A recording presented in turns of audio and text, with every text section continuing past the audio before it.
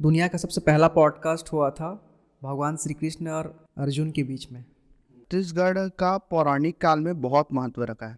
रामायण में राम भगवान का बचपन भी यहीं बीता और वनवास भी उन्होंने यहीं काटा। छत्तीसगढ़ के फर्स्ट किंग्स कौन थे? जिस समय मुगल सेना, मुगल राज्य पूरे जगह फैला हुआ था, छत्तीसगढ़ में इन लोग घुस नहीं पाए। इतने वीर थे हमारे राजा लोग। कहीं ना कहीं हम लोगों को ये चीज सोचनी चाहिए कि हमारे ही हिस्ट्री बुक में हमारे ही राजा लोगों के बारे में क्यों नहीं पढ़ाया जाता। लेकिन इतिहास में ये बहुत डार्क चीज थी। इसमें जो नरसंहार हुआ वो बहुत भयानक था। जितने हलबा विद्रोही थे सबको मौत के घाट उतार दिया गया था। बट अभी मेंटल हेल्थ प्रॉब्लम जो है बहुत ज़्यादा है, तो क्या पहले भी ऐसे ही होता था या फिर अभी ज़्यादा बढ़ गया है?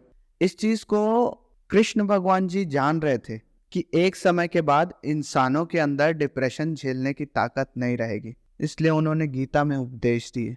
मैं बता रहा हूँ, हर किसी के जिंदगी में हार आती है, हर किसी के जिंदगी में हार्ट ब्रेक आता है, हर कोई जिंदगी में हारता है। लेकिन अगर हम लोग उस चीज को एंजॉय करें और इस चीज को अंदर जला के रखें तो हम लोग अपना बेटर सेल्फ बन सकते हैं। डिप्रेशन से अगर आपको डिस्ट्रैक्ट होना है तो किसी पर्पस के लिए डिस्ट्रैक्ट हो। हिस्ट्री को लोग बुक्स से नहीं पढ़ रहे हैं, हिस्ट्री को लोग पढ़ रहे हैं रील्स से, जिससे हो रही मिस इन्फॉर्मेशन। तो एक आखिरी सवाल आपसे करना चाहता हूँ, जो हसदेव आर्यन के बारे में जो बातें हो रही है उसमें आपके विचार क्या है? नमस्ते दोस्तों, अनिकेत सिंह ठाकुर लौट चुके हैं टीआर पॉडकास्ट में, जिनके साथ हमारा पिछला एपिसोड हुआ था पौराणिक कथाओं, भगवान और भूतों के ऊपर। दोस्तों, अगर आपको असली इतिहास के बारे में जानना है तो आपको बहुत से टेक्स्ट बुक्स पढ़ने होंगे, स्क्रिप्चर्स पढ़ने होंगे और बहुत से रिसर्च करने होंगे। लेकिन अगर आप ऐसे पॉडकास्ट देखते हो तो आपको बहुत कम समय में बहुत सारी नॉलेज मिलने वाली है। अनिकेत सिंह जी के साथ आज हम बात करेंगे छत्तीसगढ़ के अनसुने इतिहास के बारे में, जिसे कोई भी एजुकेशनल सिलेबस के टेक्स्ट बुक में मेंशन नहीं किया गया है। ऐसी बहुत सारी बातें हैं, बहुत सारे ऐतिहासिक असली कहानियां हैं छत्तीसगढ़ के बारे में, जिनको जानना बहुत ही ज़्यादा ज़रूरी है। दोस्तों, इस एपिसोड में अनिकेत जी के साथ हमने प्राचीन काल, पौराणिक काल के बारे में बातें करी है। इस एपिसोड को अंत तक ज़रूर देखिए। बहुत ही ज़्यादा नॉलेजेबल और हिस्ट्री ओरिएंटेड पॉडकास्ट है, छत्तीसगढ़ के असली ऐतिहासिक कहानियों के बारे में है। बस यूँ ही प्यार और सपोर्ट देते रहिए। आगे बहुत कुछ होने वाला है इस पॉडकास्ट के थ्रू, बहुत से अच्छे लोग आने वाले हैं। सो फिलहाल इस एपिसोड को एंजॉय कीजिए, जितना हो सके नॉलेज ग्रैब कर लीजिए छत्तीसगढ़ के इतिहास के बारे में। This is Aniket Singh on तोसरावत पॉडकास्ट।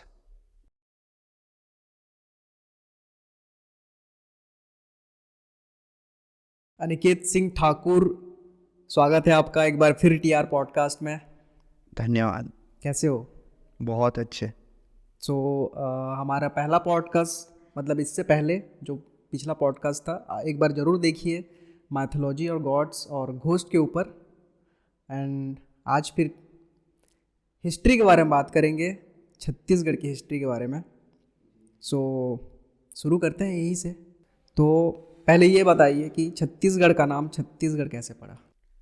छत्तीसगढ़ का नाम छत्तीसगढ़ कैसे पड़ा, तो इसके लिए ना बहुत पीछे जाना पड़ेगा। जो शुरू में छत्तीसगढ़ जहाँ पर भी मेंशन था, उसमें छत्तीसगढ़ को बोला गया था कोशल राज्य। तो जैसे हम लोग देखेंगे, जब वेन सांग एक चाइनीज ट्रेवलर थे, वो जब यहाँ आए थे, उन्होंने भी छत्तीसगढ़ का जब मेंशन किया था इस एरिया का, तो उन्होंने किया था कि या सलो, जो मतलब कोशल होता है, वो चाइनीज में कियासलो हुआ। कोशल राज्य एरिया का नाम था। और उसके बाद ये कोशल एक बड़ा एरिया में बना जिसको बोला गया महाकोशल। और महाकोशल दो हिस्सों में बटा, एक दक्षिण कोशल जो राजा भानुमंत को मिला, और एक उत्तर कोशल जो राजा दशरथ को मिला। और राजा भानुमंत की पुत्री कौशल्या माता, उनकी शादी हुई राजा दशरथ से, और उनसे उनके पुत्र हुए रामचंद्र जी। अब रामचंद्र जी के बाद उनके दो पुत्र हुए लव और कुश। लव को अयोध्या का राज्य मिला और कुश को दक्षिण कौशल का राज्य मिला, इसलिए कौशल को कुश स्थली भी कहा जाता है। और जो बाद में कौशल वर्ड डिराइव हुआ वो कुश स्थली से ही हुआ। ये तो कौशल नाम हो गया। अब आता है छत्तीसगढ़। तो कई हिस्टोरियंस बोलते हैं कि जब जनपद काल था, जनपद थे, मगध जनपद था, चेदी जनपद था, दशराजन युद्ध के कुछ सालों बाद जब जनपद में बटा, तब चेदी जनपद का हिस्सा था छत्तीसगढ़।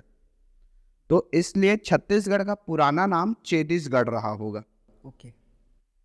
और एक और स्टोरी आती है, इतिहासकारों ने लिखी है कि मगध के राजा थे जरासंध, और जरासंध लोगों को प्रताड़ित करते थे।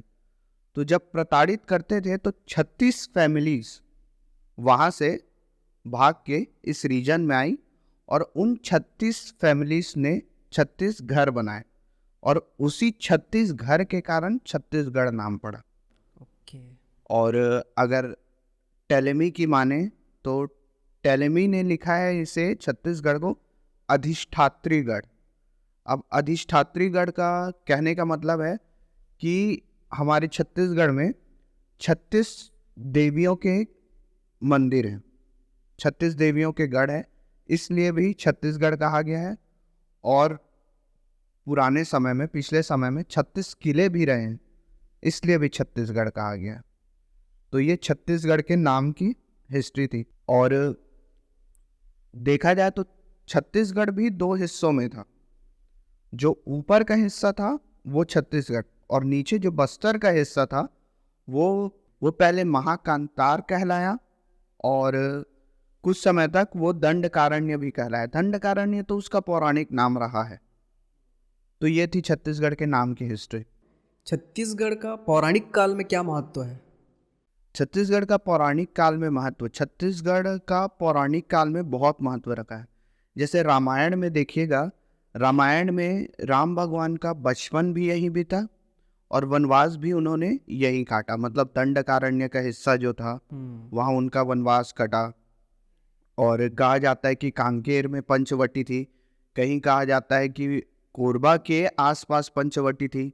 शिवरी नारायण जानते हैं, वहाँ सबरी माता के हाथ से बेर खाए उन्होंने।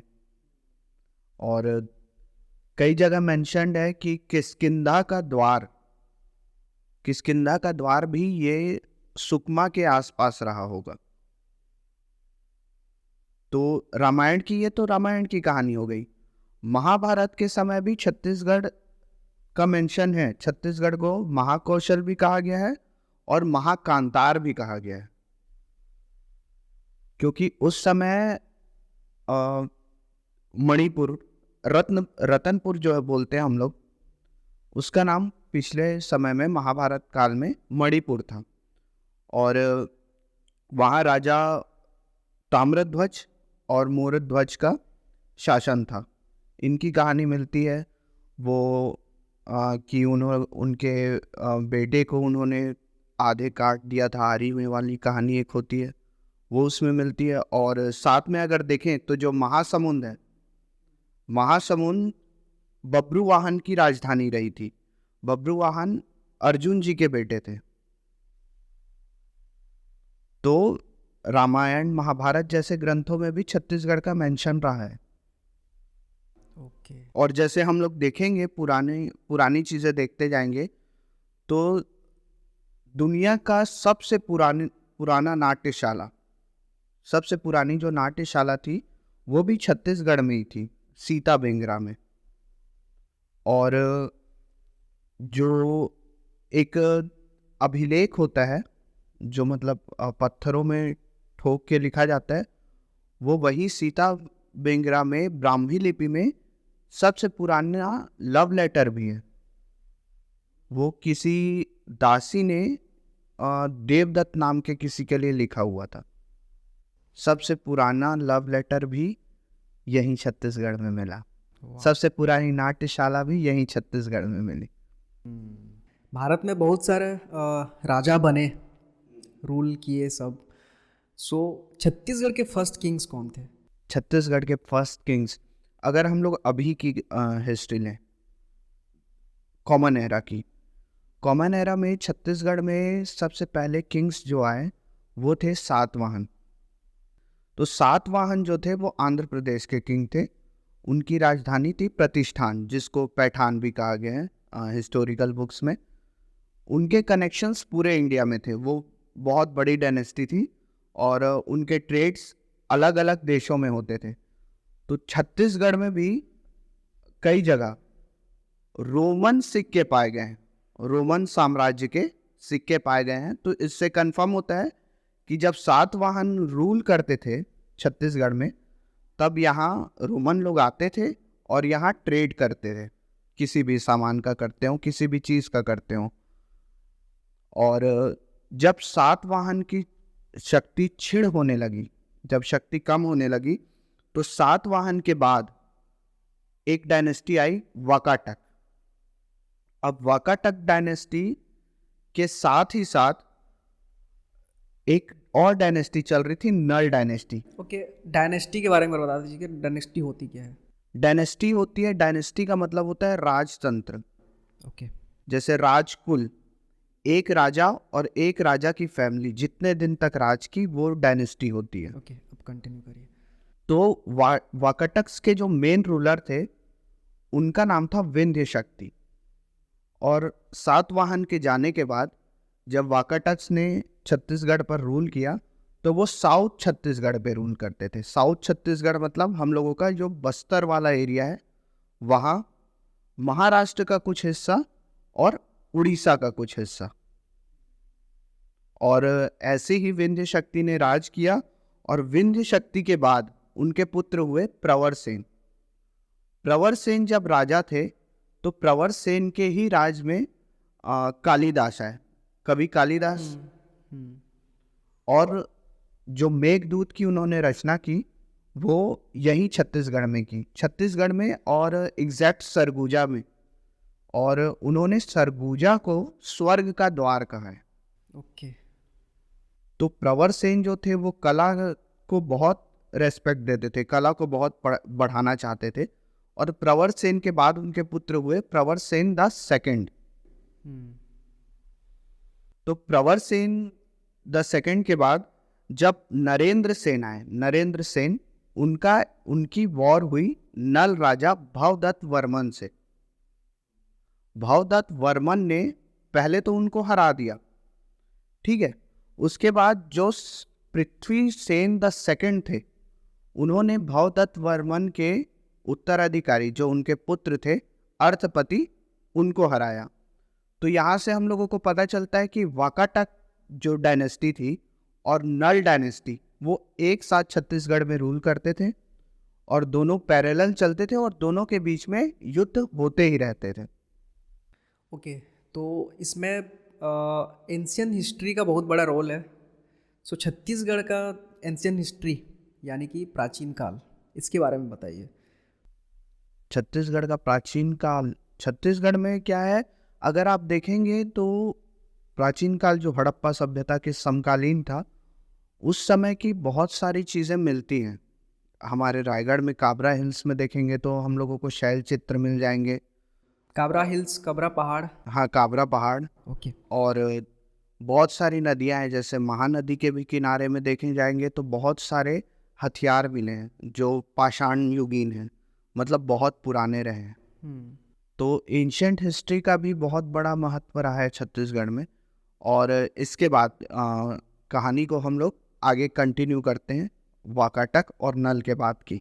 ओके। तो क्या हुआ, शरभपुर, जिसको लोग बोलते हैं संबलपुर भी हो सकता है या सारंगढ़ भी हो सकता है। तो शरभपुर में एक शरभपुरीय डायनेस्टी हुई। ये छत्तीसगढ़ के मैदानी भाग में एज अ जनरल थे। उनका नाम था शरभराज।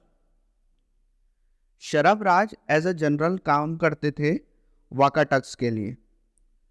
जब अर्थपति की डेथ हुई और पृथ्वी सेन द सेकंड, उनकी भी उम्र हो गई और उनकी डेथ हो गई, तो उनके दो बेटे थे। अब हर डायनेस्टी में ऐसा होता है कि जहाँ पर दो बेटे होते हैं, या तो वो साथ में अपनी डायनेस्टी और अपना क्षेत्र एक्सपैंड करते हैं, या आपस में सिंहासन के लिए लड़ते हैं। तो जो बुरा होना था वही हुआ, इन लोगों ने सिंहासन के लिए लड़ाई चालू कर दी।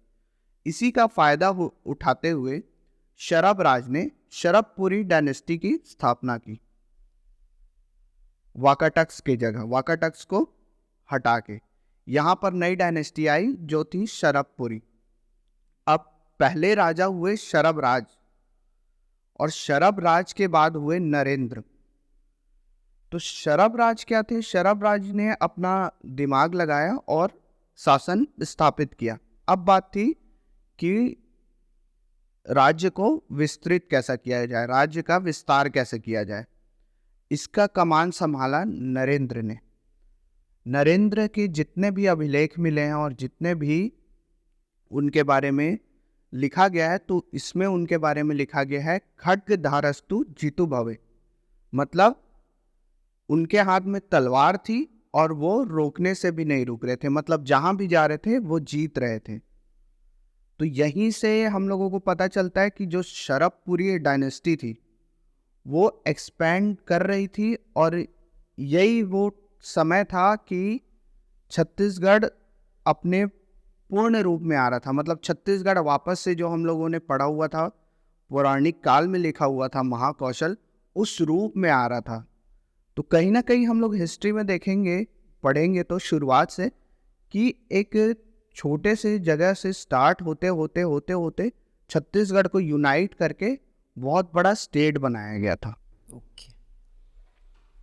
उसके बाद जब शरभपुरी डायनेस्टी अपने पीक में थी, तो एक और डायनेस्टी आई जिसका नाम था पांडु डायनेस्टी। इसमें क्या हुआ, जब शूरबल थे, शूरबल पांडु डायनेस्टी के थे और प्रवर राज शरभपुरी डायनेस्टी के थे, इन दोनों में वॉर हुई। पहली वॉर शूरबल ने जीती, दूसरी वॉर प्रवर राज ने जीती। तो जब शूरबल ने पहली वॉर जीती, तो उन्होंने व्याघ्रराज को एक जमींदारी दे दी, एक जागीर दे दी कि वो उनके छोटे भाई थे, तो आप वहाँ राज्य कीजिएगा करके। और इसी बीच में व्याघ्रराज ने एक और भाई को, जिनका नाम उदयन था, उनको राजधानी दे दी। अब जो उदयन थे उनको पांडु वंश के वो राजा हो गए, पहले राजा। लेकिन ये हिस्ट्री में देखा जाए तो इनको उदयन को नहीं माना जाता। ठीक है, बोला जाता है कि इंद्रबल रहे हैं। उदयन के बाद इंद्रबल राजा बने। तो यहां पर से पांडु डायनेस्टी आ गई। अभी तक की जितने हिस्ट्री की हम लोगों ने बात की है, वो पूरी हिस्ट्री रही है, जितनी घटनाएं अभी तक हो रही हैं वो पूरी घटनाएं साउथ ऑफ छत्तीसगढ़ ही हो रही है। अभी छत्तीसगढ़ को पूरा रूप नहीं मिला है। अब क्या हुआ, अब इंद्रबल जब राजा बने, इंद्रबल ने जब पांडु वंश बनाया, पांडु डायनेस्टी बनाई, तो उनके 4 पुत्र हुए, नन्नराज, सूरबल, ईशान देव और भवदेव। जो नन्नराज हुए उनको इंद्रबल ने शासन दे दिया। नन्नराज अब एज अ राजा बैठ गए सिंहासन में। जो उनके छोटे भाई थे सूरबल, उनके बारे में हिस्ट्री में कुछ पता नहीं चलता। वो कहाँ गायब हुए, वो कैसे हुआ, किसी को कुछ नहीं पता है उनके बारे में। उनका बस नाम पता है अभी तक, क्योंकि अभी और अभिलेख मिल सकते हैं, उसमें आगे उनके बारे में पता चले, वो हो सकता है। लेकिन अभी तक जितना रिसर्च हुआ है उनके ऊपर, सूरबल के बारे में उतनी चीज़ें पता नहीं चली है। तीसरे हुए ईशान देव। ईशान देव ने राज्य का कार्यभार संभाला। और सबसे छोटे भाई थे भवदेव। भवदेव ने क्या किया, भवदेव बहुत सहिष्णु राजा थे, राजकुमार थे, लेकिन बहुत सहिष्णु थे। उन्होंने बुद्ध धर्म का विस्तार किया। बुद्ध धर्म, जैन धर्म के लोग छत्तीसगढ़ में फ्रीली रहने लगे, क्योंकि इसी समय पुष्यमित्र शुंग भी थे और बौद्धों पे थोड़े आक्रमण हो रहे थे, तो इन्होंने बौद्धों को शरण दी। अब क्या किया, जब भवदेव राजा बने तो इन्होंने एक अभियान चलाया कि हम लोगों को अपना राज्य बड़ा करना है। तो इन्होंने बहुत सारे युद्ध लड़े। तो जो भवदेव के बारे में जितने अभिलेखों में मिला गया है, तो इनको दो नाम से बुलाया गया है। दो नाम। पहला नाम चिंतादुर्ग। चिंतादुर्ग इसलिए क्योंकि ये इतने महान योद्धा थे कि सामने वाले खेमे को पता चल जाता था कि भवदेव हैं सामने वाले सेना में, तो गढ़ के अंदर, दुर्ग के अंदर, किले के अंदर चिंता हो जाती थी लोगों को। लोग डर जाते थे, लोग भयभीत हो जाते थे कि हाँ भवदेव आ रहे हैं। और जब युद्ध में ये एंटर करते थे तो बहुत पराक्रमी थे, क्योंकि अभिलेखों में लिखा गया है कि इनको रण केसरी कहा जाता था। मतलब एक शेर, युद्ध में एक शेर के समान। और ऐसा नहीं कि एक शेर और बाकी भी शेर, वो शेर तो बाकी सब हिरण है। और एक शेर को अगर हिरण लोगों के बीच में छोड़ो तो शेर क्या करता है सबको पता है। तो ये भवदेव के बारे में था। और ऐसे ही भवदेव युद्ध करते करते करते करते इन्होंने नन्नराज को एट लास्ट कोशलाधिपति और आखिरी में महाकोशलाधिपति बना दिया। मतलब महाकोशल के सोल रूलर, इकलौते राजा। उसके बाद और राजा हुए। फिर आए महाशिव तिवरदेव। महाशिव तिवरदेव एक वैष्णव भक्त थे। इन्होंने बहुत सारे विष्णु भगवान की मूर्ति बनाई। जैसे नाम से बहुत लोग कंफ्यूज हो जाते हैं कि महाशिव हुआ तो शैव ही होंगे, लेकिन ये वैष्णव भक्त थे। और इन्होंने भी वही काम किया कि थोड़ा सा और राज्य को एक्सपेंड करते हैं, लेकिन एक किंग थे माधव वर्मन नाम के, उनसे युद्ध करते हुए ये वीर गति को प्राप्त हो गए। इनके बाद आए 2-3 राजाओं के बाद महाशिवगुप्त बालार्जुन। महाशिवगुप्त बालार्जुन बचपन से बहुत पराक्रमी थे। इनको ये धनुर्धारी थे और इनकी धनुर्विद्या को देखते ही इनको बालार्जुन कहा गया। ये भी शैव थे, लेकिन इनकी जो पत्नी हुई वो विष्णु भगवान की भक्त थी। तो इन्होंने लक्ष्मण मंदिर बनवाया। जो सिरपुर का लक्ष्मण मंदिर है वो इन्होंने ही बनवाया था। तो इसके बाद और कौन सी डायनेस्टी आई छत्तीसगढ़ में? इसके बाद आई काकतीय डायनेस्टी। अब काकतीय डायनेस्टी की हिस्ट्री बहुत बढ़िया है, बहुत वास्ट है और बहुत इंटरेस्टिंग है।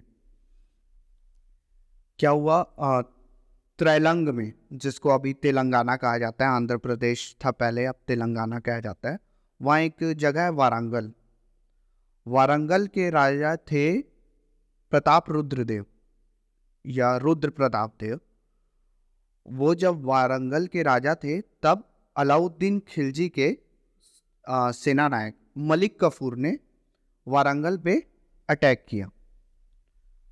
उनको पता चल गया कि मेरे स्टेट पे अटैक होने वाला है, तो उन्होंने बहुत सारे हाथी, बहुत सारे घोड़े और अपनी सोने की मूर्ति एक रथ में डाल के जो रणभूमि होती है वहां छोड़ दी। और ये उसी रास्ते से वारंगल से होते हुए छत्तीसगढ़ की ओर आ गए। जब बस्तर की ओर आए तो इन्होंने अपने छोटे भाई अन्नम देव को बोला कि यू मस्ट रूल, कि तुमको रूल करना चाहिए। तो अन्नम देव अपने साथ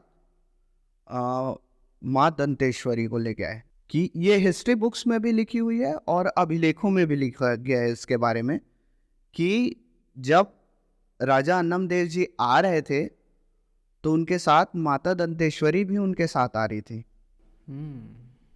तो अन्नम देव जी को माता दंतेश्वरी ने बोला कि मैं आपके साथ चलूंगी और जहां जहां तक आप जाओगे वहां तक आपका राज्य रहेगा। ओके। लेकिन एक शर्त है, आपको मुड़ के नहीं देखना है। अब वो जैसे ही इस रीजन में एंटर किए और साथ में माता उनके साथ चल रही थी, उनकी पायल की आवाज़ सुनते थे वो, और वो कंफर्म रहते थे कि माता मेरे साथ आ रही है। तो जब डंकिनी शंखिनी नदी है, वहाँ पर जब वो पहुँची माता, तो माता के पैर चले गए पानी में, और पानी में से पायल की आवाज़ नहीं आई। तो जब पायल की आवाज़ नहीं आई, तो अन्नम देव जी को लगा कि माँ आ रही है कि नहीं, और इसी असमंजस में उन्होंने मुड़ के देख लिया। तो जब मुड़ के देख लिया तो माता पीछे ही थी, और फिर माता ने बोला कि बात तो यही हुई थी, अब मैं यही विराजूंगी। और उसी जगह में अभी दंतेश्वरी माँ का मंदिर है। और एक जगह और लिखा हुआ था कि जहाँ तक आ, माता दंतेश्वरी ने अपना हाथ फैलाया, उतने दूर तक राजा अन्नम देव का राज्य बन गया। ओके। तो ये उनकी कहानी थी। उनकी एक और कहानी है कि जब वो अपना राज्य का विस्तार कर रहे थे, तो चित्रकूट में एक राजा से उनकी वॉर हुई, और उन राजा की एक पुत्री थी जिनका नाम था चमेली।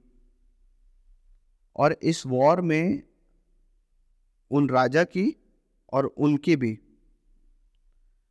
उनकी पुत्री की भी डेथ हो गई। तो उनकी वीरता देखते हुए राजा अन्नम देव जी ने उनका एक मठ बनवाया वही। तो ऐसी थी, और वहीं से अन्नम देव जी बस्तर में उन्होंने अपना राज्य स्थापित किया, और वहीं से काकतीय डायनेस्टी की शुरुआत हुई। अब काकतीय डायनेस्टी की शुरुआत हुई तो राजा अन्नम देव जी जो थे वो चालुक्य डायनेस्टी से थे। चालुक्य डायनेस्टी इसीलिए पुरानी जितने भी लोकगीत हैं, जो लोक भाषाएं हैं बस्तर की, उसमें जो लोक गीत हैं, उसमें राजा नमदेव को चालकी वंश राजा कहा जाता है। मतलब चालकी वंश मतलब चालुक्य वंशी। वैसे ही उनके 2-3 पीढ़ियों के बाद एक राजा जी हुए पुरुषोत्तम देव जी। पुरुषोत्तम देव जी की कहानी आपने बस्तर के दशहरा के बारे में सुना होगा कि बस्तर के दशहरा में रथ यात्रा निकलती है। तो वो रथ यात्रा इन्हीं के ही कारण निकलती है। इन्होंने क्या किया था, ये अब पेट के बल वो दंडाशरण प्रणाम करते हुए ये जगन्नाथ स्वामी के मंदिर तक गए थे। तो वहाँ इन्हें 16 या 18 पहियों वाला रथ मिला। खुश होकर वहाँ के, मतलब बोला जाता है कि जगन्नाथ स्वामी ने ही दिया वो रथ, और इसीलिए वो रथ यात्रा निकलती है। इनको रथपति की उपाधि दी गई, और वो उपाधि जगन्नाथ स्वामी ने ही दी। ओके। और इसी बीच अब ये एक इंटरेस्टिंग स्टोरी है। अब क्या हुआ, इनके बाद एक राजा हुए प्रतापराज जी। जब प्रतापराज जी राज कर रहे थे तब मुगल सेना ने आक्रमण किया, और जब उन्होंने आक्रमण किया तो उन्होंने बस्तर का छोटा सा हिस्सा कब्जा कर लिया मुगल सेना ने। अब बारी आई वापस अटैक करने की।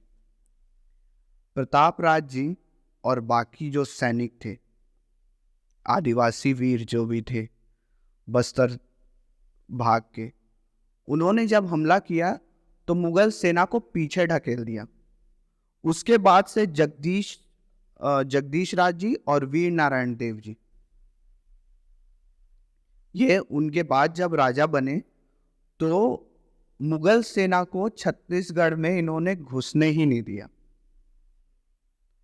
जिस समय मुगल सेना, मुगल राज्य पूरे जगह फैला हुआ था, छत्तीसगढ़ में इन लोग घुस नहीं पाए।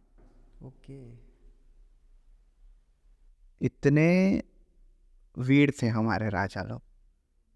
लेकिन क्या होता है, कहीं ना कहीं हम लोगों को ये चीज़ सोचनी चाहिए कि हमारे ही हिस्ट्री बुक में हमारे ही राजा लोगों के बारे में क्यों नहीं पढ़ाया मैं इसी जाता। पॉइंट पे आने वाला था कि हमने जितनी भी हिस्ट्री बुक्स पढ़ी मतलब स्कूल्स में, ये सारी चीज़ें वहाँ से मतलब वहाँ पे है नहीं, हम्म। या फिर सही तरीके से है नहीं। देखिए क्या होता है ना, हिस्ट्री एक ऐसा सब्जेक्ट है जो सबके लिए ज़रूरी है। हिस्ट्री सबको पढ़नी चाहिए। इतिहास एक ऐसी चीज़ है, इससे अगर आप गले लगाओगे तो आपको पता चलेगा कि आप कौन हो, आपकी शक्ति कितनी है, आप कैसे हो। और जितना इतिहास से भागोगे, जितना दूर भागोगे, कहीं ना कहीं से ये आपके सामने आके खड़े होगा। और जब इतिहास आपके सामने आके खड़े होता है ना, तो आपके हाथ पैर कपा देता है। तो सब, हर किसी को, आपको, मेरे को, आपको भी, सबको इतिहास पढ़ना चाहिए। इतिहास जरूरी है। इतिहास में ही पता चलता है कि हम लोग कौन हैं। सारे आंसर्स वहाँ मिलेंगे। हाँ, सारे आंसर्स वहीं मिलते हैं। उसके बाद उसके बाद आए एक राजा, दलपत देव जी नाम था उनका। उन्होंने क्या किया, जब उनका राज्य था तब मराठा एक्सपेंशन चल रहा था, और उस समय मराठों ने अटैक कर दिया छत्तीसगढ़ पे।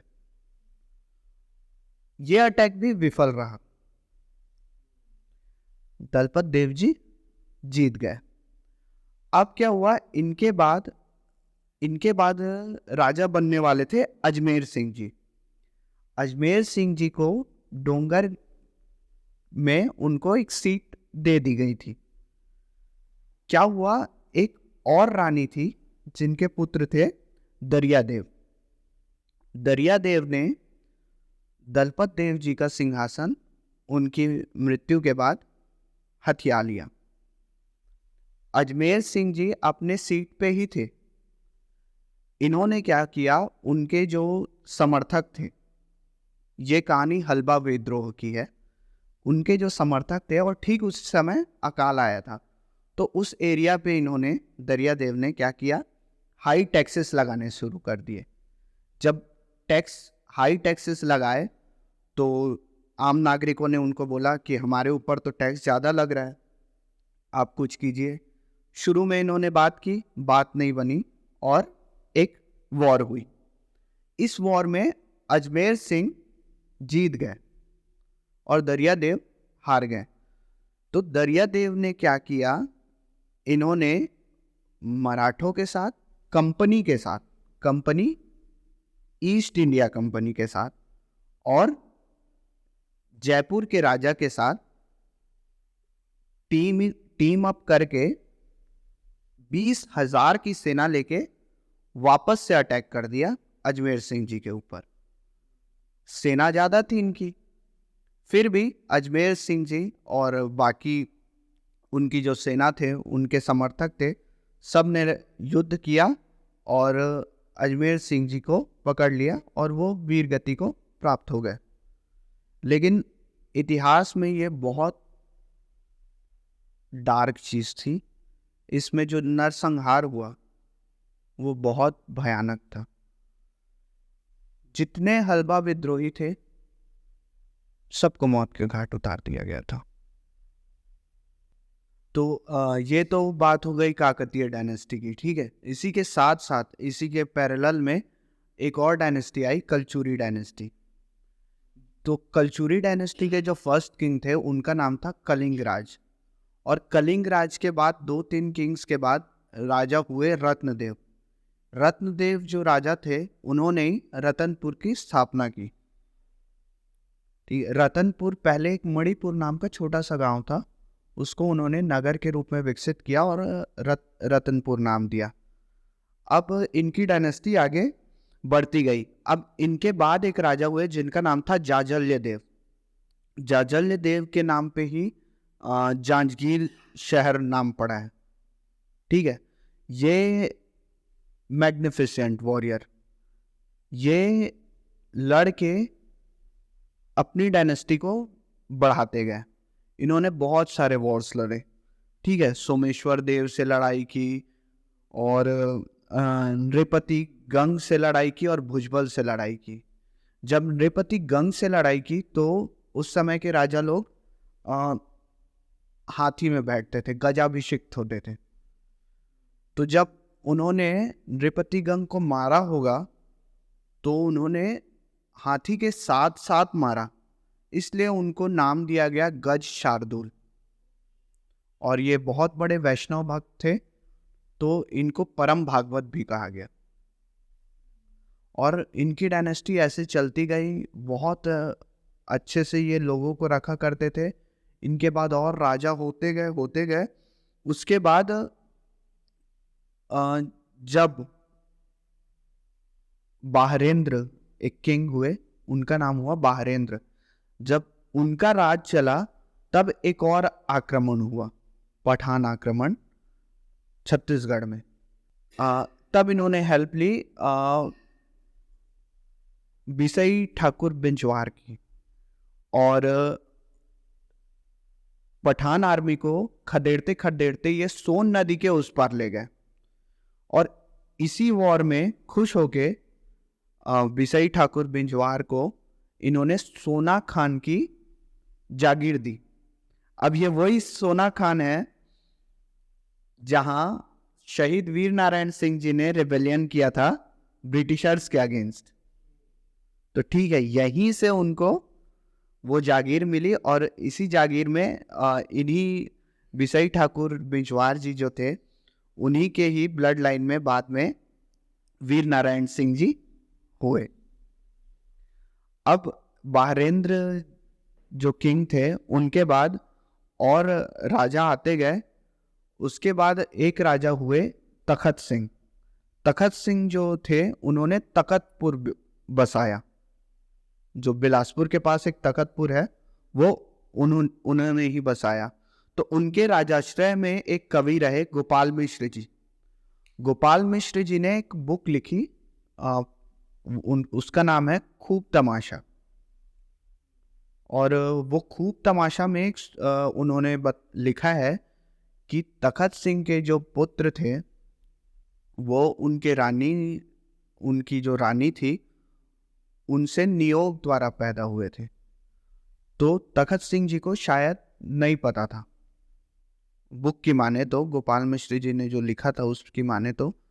और उन्होंने गुस्से में आके जिनके द्वारा वो नियोग से पैदा हुए थे, उनके घर में तोप चलवा दी, और वो जो भी व्यक्ति थे वो वहां से भाग गए, और रानी से वो थोड़े अलग रहने लग गए। और इसी कारण तखत सिंह जी की मृत्यु हो गई। उसके बाद जब राज सिंह राजा बने, तब भी गोपाल मिश्र जी राजाश्रय कवि थे। और जब राज सिंह राजा बने तो वो थोड़े डिप्रेस रहने लग गए, और इसी डिप्रेशन से उनको बाहर लाने के लिए गोपाल मिश्र जी ने षठ शतक नाम की एक कविता लिखी, जो वीर रस से भरी हुई थी। और ये षठ शतक जब लिखा गया, और राज सिंह जी जब राजा थे, उसी समय मुगल शासन में औरंगजेब का राज था। तो जो षठ शतक लिखी हुई थी उसमें इतना वीर रस भरा हुआ था। तो जब गोपाल मिश्र जी ने उनको ये सुनाया, तो कहा जाता है कि राज सिंह जी रेडी हो गए थे औरंगजेब से लड़ने के लिए। तो सोचो उसमें वीर रस कितना होगा।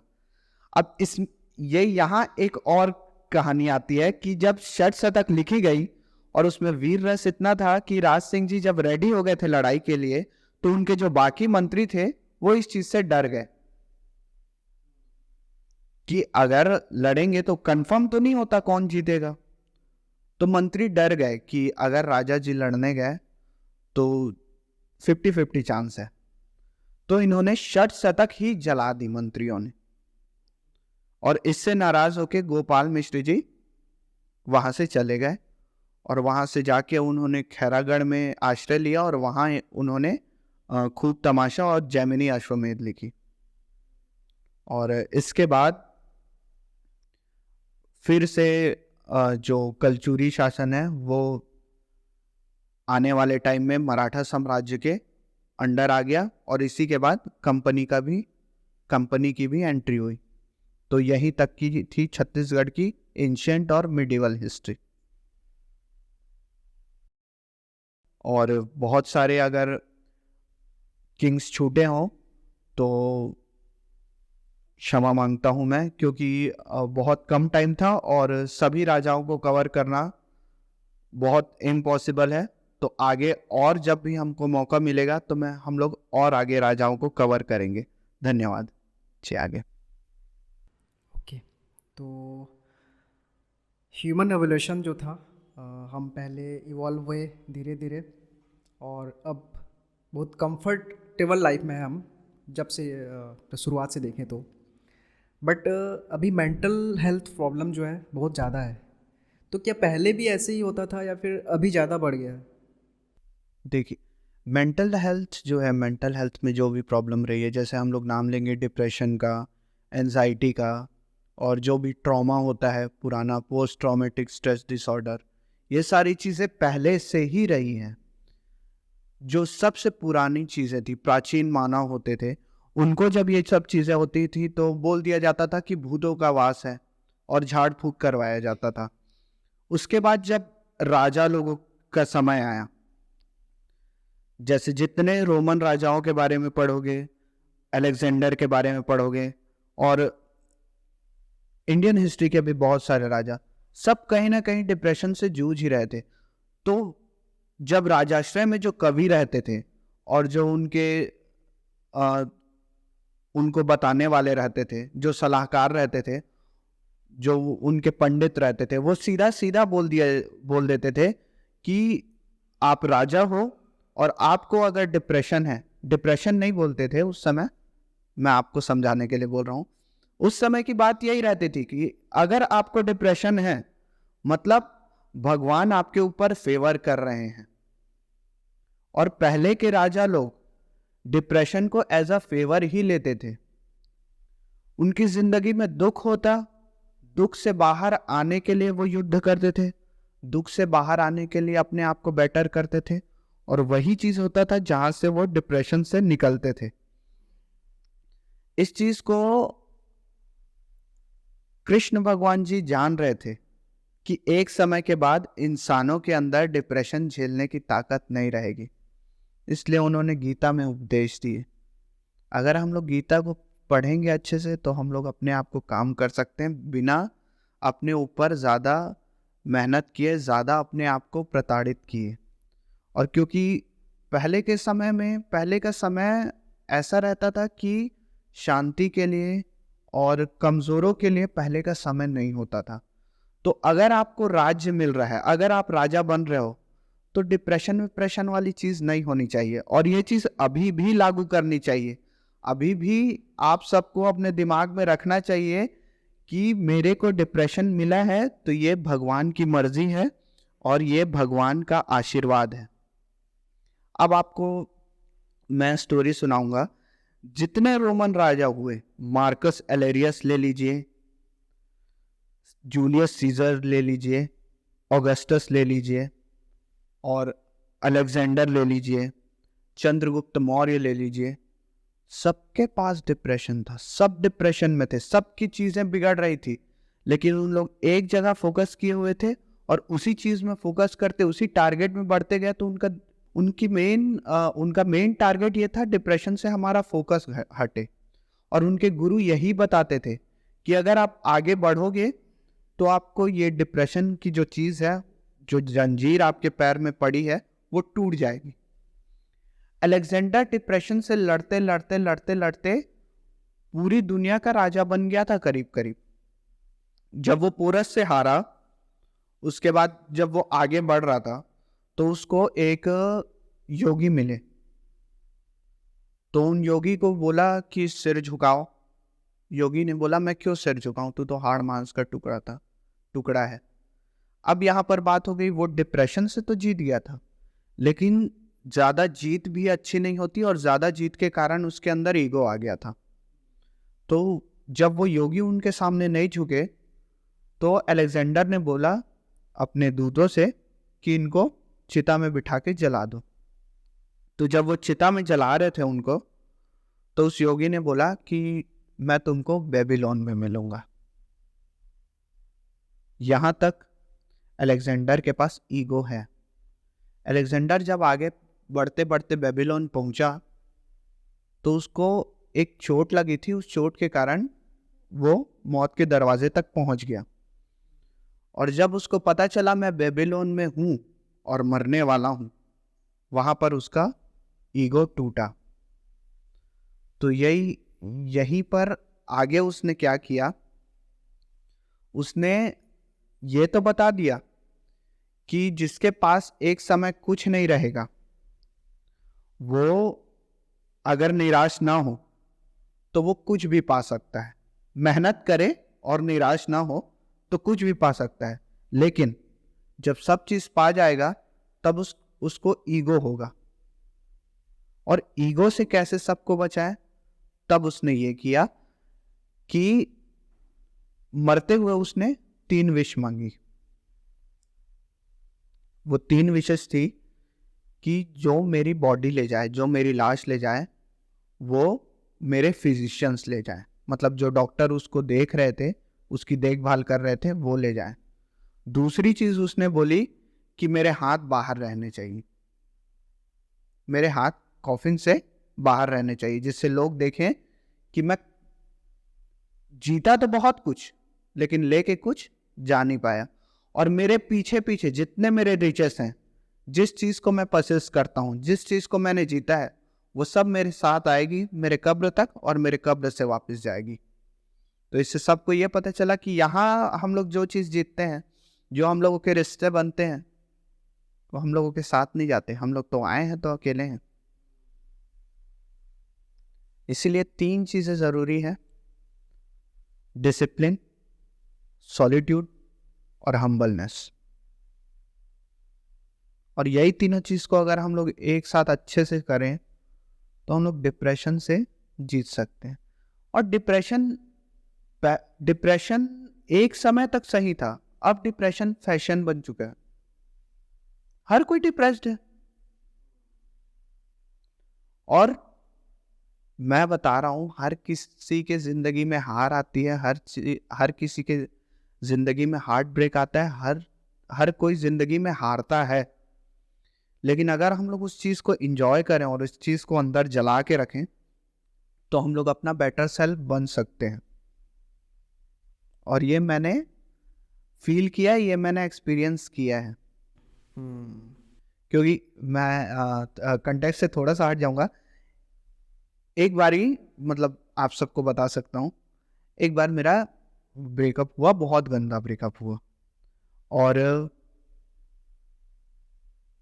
कुछ फील नहीं हुआ मेरे को, क्योंकि उस समय मेरे अंदर आग थी कि मेरे को कुछ करना है।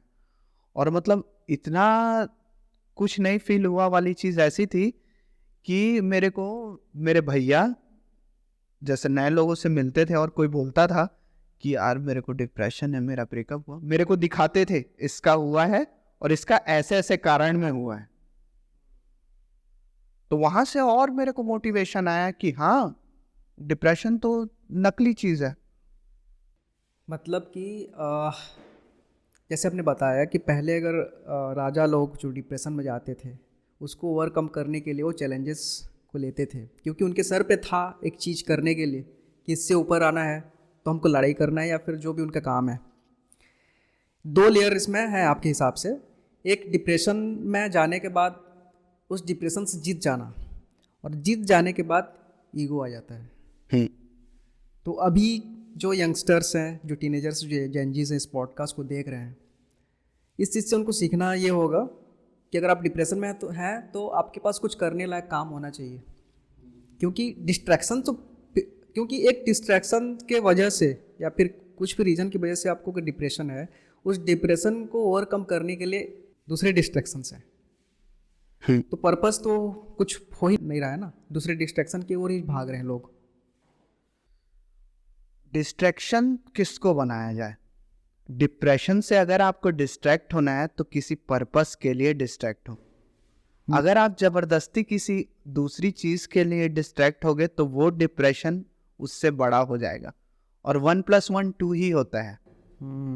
इस डिप्रेशन से भागे किसी फालतू चीज के लिए, वो फालतू चीज आपको नहीं मिली या वो मिल भी गई तो एक समय के बाद आपका उससे मन भर जाएगा, और ये पुराना जो बैगेज है आपका डिप्रेशन का वो वापस आ जाएगा। डिप्रेशन से अगर निकलना है, देखो मैं बता रहा हूं,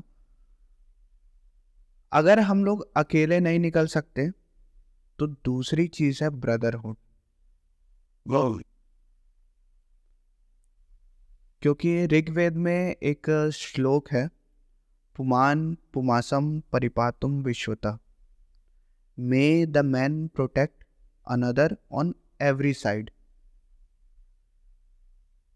इस श्लोक को अगर हम लोग समझेंगे तो ये हम लोगों के लिए बहुत हेल्पफुल चीज़ हो सकती है कि हम लोगों के पास, हर किसी के पास भाई होता है। हम लोग बोलते हैं ना, लड़कों के दोस्त नहीं होते, लड़कों के भाई होते हैं। ओके। तो अगर आपके भाई हैं, अगर आपका दोस्त है कोई, उसके साथ आप ऐसा बॉन्ड रखो कि उसके साथ कुछ भी हो रहा है तो आप उसकी हेल्प कर रहे हो, आपके साथ कुछ भी हो रहा है तो वो आपकी हेल्प करे।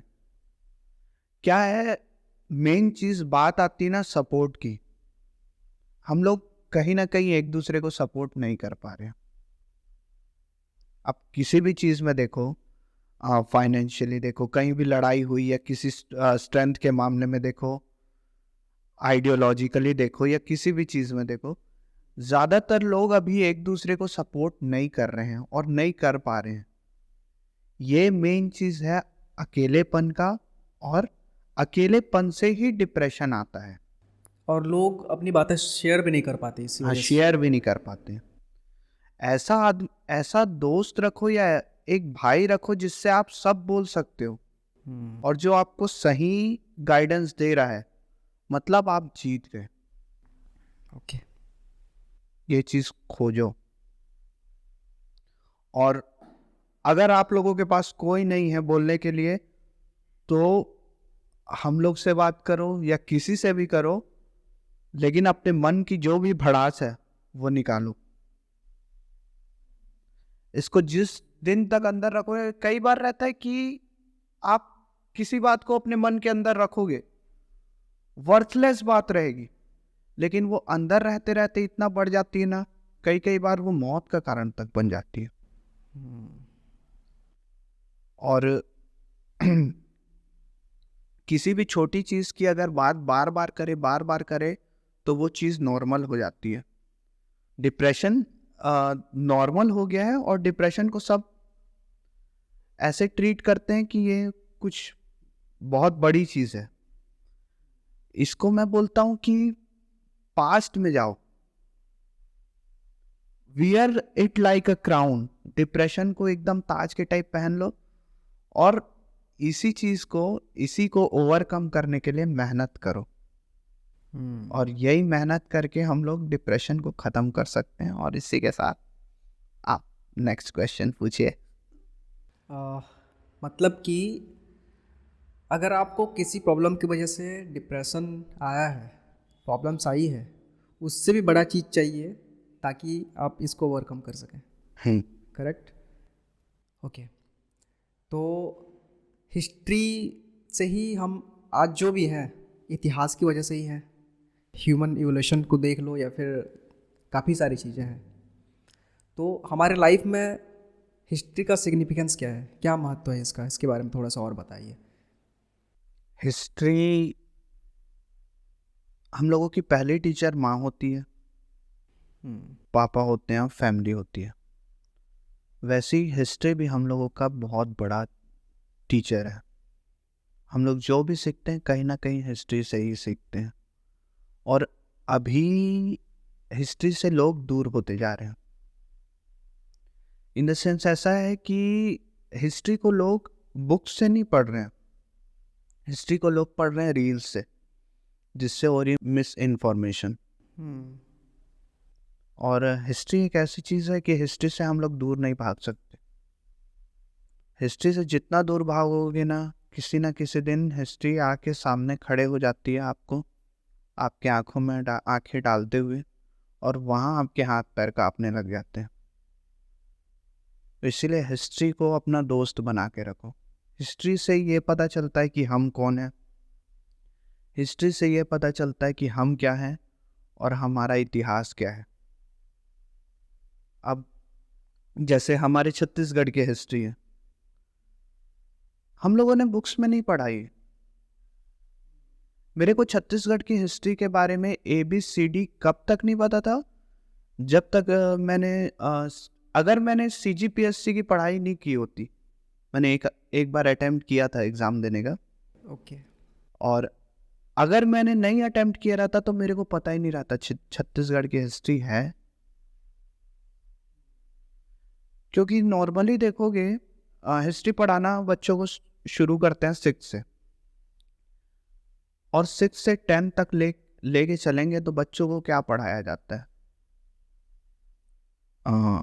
हड़प्पा, मौर्यस, गुप्तास, मुगल्स, ब्रिटिशर्स, फिर इंडिपेंडेंस। ज़्यादातर बच्चे लोग 10th के बाद दूसरे सब्जेक्ट्स लेने लग जाते हैं। अब क्या होता है, बच्चों को अपने स्टेट की हिस्ट्री नहीं पता चल पाई, इसमें स्टेट की क्या, अपने नेशन की हिस्ट्री नहीं पता चल पाई।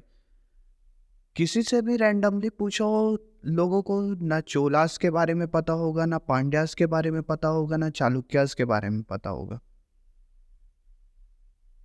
छत्तीसगढ़ की इतनी रिच हिस्ट्री है, आप किसी से भी पूछो ना, लोगों को, मैक्सिमम लोगों को कलचुरीस के बारे में नहीं पता है, काकतीस के बारे में नहीं पता है, नागवंश के बारे में नहीं पता है, पांडुस के बारे में नहीं पता है, वाकाटक्स के बारे में नहीं पता है। क्यों? क्योंकि पढ़ते नहीं हैं, और एक एजम्पशन बन गया है कि हिस्ट्री एक वो सब्जेक्ट है। हिस्ट्री को हटा दिया जाता है, हिस्ट्री को प्राइमरी सब्जेक्ट बना के रखना चाहिए। और हर स्टेट के लिए, हर स्टेट की अलग हिस्ट्री है, हर स्टेट को अपने स्टेट की हिस्ट्री ग्लोरीफाई करके बच्चों को पढ़ानी चाहिए, क्योंकि उससे बच्चों को एक आइडेंटिटी मिलती है। क्योंकि अगर किसी छत्तीसगढ़िया को छत्तीसगढ़ की हिस्ट्री नहीं पता है तो वो कैसे छत्तीसगढ़िया है? राइट। अगर किसी छत्तीसगढ़िया को छत्तीसगढ़ की हिस्ट्री अच्छे से नहीं पता, क्योंकि सबको जाननी चाहिए छत्तीसगढ़ की हिस्ट्री, अपने स्टेट की हिस्ट्री, अपने नेशन की हिस्ट्री हर किसी को जाननी चाहिए। तो अगर किसी छत्तीसगढ़िया को छत्तीसगढ़ की हिस्ट्री नहीं पता तो वो छत्तीसगढ़िया कैसे है? आर यू छत्तीसगढ़िया? No, I am Chhattisgarh. और यही, इसी चीज को ना प्राइड के साथ वियर करना चाहिए। I am proud Indian, I am proud Chhattisgarh. और हिस्ट्री ही हम सबको प्राइड देती है। इतनी रिच हिस्ट्री है छत्तीसगढ़ की, बहुत इंटरेस्टिंग है। हिडन क्यों है, मतलब छुपी हुई क्यों है? वही कारण है ना, क्योंकि इस चीज पे कैसे बोलूं, ये हम लोगों के कोर्स में ही नहीं है बच्चों के। अगर एक सेपरेट कुछ चैप्टर्स दे दिए जाएं छत्तीसगढ़ की हिस्ट्री के लिए, ये अगर इनिशिएटिव ले लेती है हम लोगों की गवर्नमेंट, तो कितना अच्छा होगा कि बच्चों को पता चलेगा। जैसे आप देखें बाकी स्टेट्स में कि हर स्टेट के एक स्टेट हीरो होते हैं। हमारे स्टेट में हिस्टोरिकल फिगर्स के बारे में उतनी बात नहीं होती। शहीद वीर नारायण सिंह जी के बारे में भी बात मैं जब पढ़ रहा था हिस्ट्री, मैंने हिस्ट्री बुक में उनके बारे में नहीं पढ़ा, और ये बहुत खेद की बात है। मैंने उनके बारे में पढ़ा हिंदी में। तो ये क्यों, हम लोगों को हिस्ट्री में उनके बारे में क्यों नहीं पढ़ाया जाता? अगर बच्चों को पढ़ाया जाए हिस्ट्री, तभी ये सब चीज़ें ठीक हो सकती है। और मैं सबसे दरख्वास्त करूँगा जो भी ये पॉडकास्ट देख रहा है कि कुछ भी करके बच्चों के कोर्स में छत्तीसगढ़ के हिस्ट्री को डाला जाए, छत्तीसगढ़ के कोर्स में खासकर कम से कम। ताकि ये नॉलेज रहे कि यहाँ इतिहास में क्या हुआ है। और जिस वजह से मतलब नेशनल लेवल पे भी अब अगर हम देखते हैं तो छत्तीसगढ़ को थोड़ा सा क्या बोलना चाहिए उसको, अलग देखा अलग जाता थोड़ा है, देखा जाता है। तो ये होना ही चाहिए। आपने हिस्ट्री पढ़ी है छत्तीसगढ़ के बारे में, इतनी सारी बातें, इतनी नॉलेज है आपको। तो एक आखिरी सवाल आपसे करना चाहता हूँ, जो हसदेव आर्यन के बारे में जो बातें हो रही है उसमें आपके विचार क्या हैं? देखिए, ये धरती हमारी माँ है और हम लोगों को माँ की रक्षा करनी चाहिए। हम्म, लेकिन माँ हमारा पालन पोषण भी करती है। हम्म, तो यहाँ पर एक विचार है, लेकिन उस विचार में दो भेद हैं। जी। हम लोगों को हसदेव की रक्षा करनी है, उससे इन्वायरमेंट की रक्षा होगी, हमारे जंगलों की रक्षा होगी, और हमारा जो एंशियंट जो भी है वो सब भी बचेगा। लेकिन दूसरी चीज़ है कि अगर कल को बाकी जो भी माइंस हैं वो अगर ड्राई हो जाते हैं, खाली हो जाते हैं, जिस स्पीड से उन सब का दोहन हो रहा है, आने वाले फ्यूचर में तो वो खाली हो ही जाएंगे।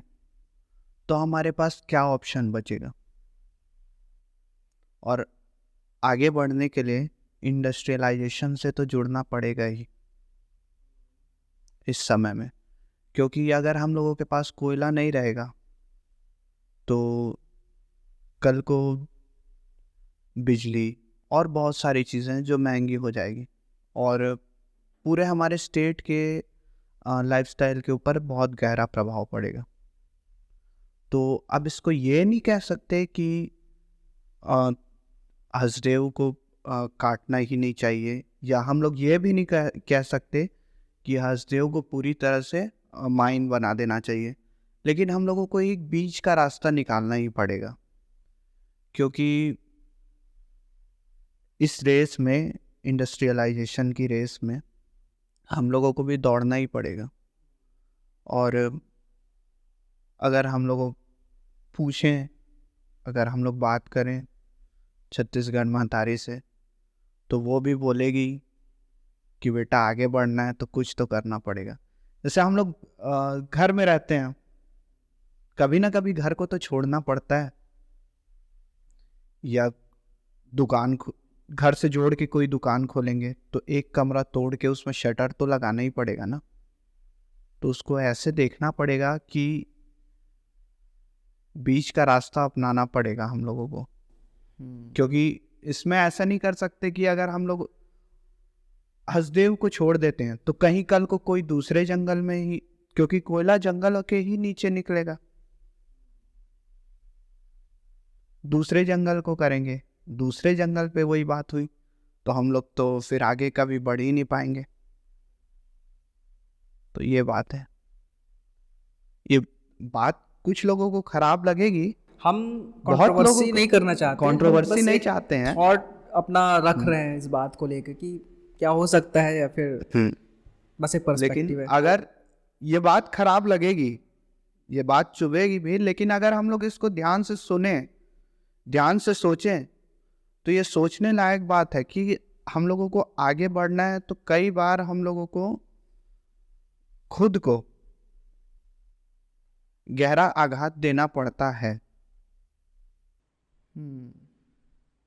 इसमें दोनों साइड्स के अपने अपने पर्सपेक्टिव्स हैं, प्लस माइनस हैं, तो ज़्यादा कुछ नहीं बोल सकते। अब देखते हैं आगे क्या होता है। ओके, तो अनिकेत भाई, आज कैसा लगा बात करके? आज बहुत अच्छा लगा, आज का तो बहुत भारी था पॉडकास्ट। ऐसी बहुत सारे बातें थी जो मुझे भी नहीं पता थी छत्तीसगढ़ के बारे में, एंड आई फील कि ये बहुत ही अच्छा पॉडकास्ट है लोगों के लिए। और ये कहा जाता है कि दुनिया का सबसे पहला पॉडकास्ट हुआ था भगवान श्री कृष्ण और अर्जुन के बीच में, बीच लड़ाई के बीच में। बीच लड़ाई में। हम्म, तो इस सारी बातें जो हिस्ट्री की बातें भी हुई, जाननी चाहिए, इस बारे में बातें हुई, तो लोगों को पहले पॉडकास्ट भी देखना पड़ेगा, क्योंकि आप रील्स में या शॉर्ट फॉर्म कंटेंट में खुद को एंटरटेन तो कर लोगे, बट अगर सही नॉलेज पानी है तो आपको लॉन्ग फॉर्म कंटेंट देखना पड़ेगा। ये बात मैं कहना चाहूँगा। हाँ और वो तो ज़रूरी है। क्योंकि हम पॉडकास्ट से ही सीख रहे हैं हर चीज़, सारी चीज़ें। ओके, तो हम मिलेंगे फिर किसी और टॉपिक पे। आज बहुत सारी बातें हुई and thank you so much भाई।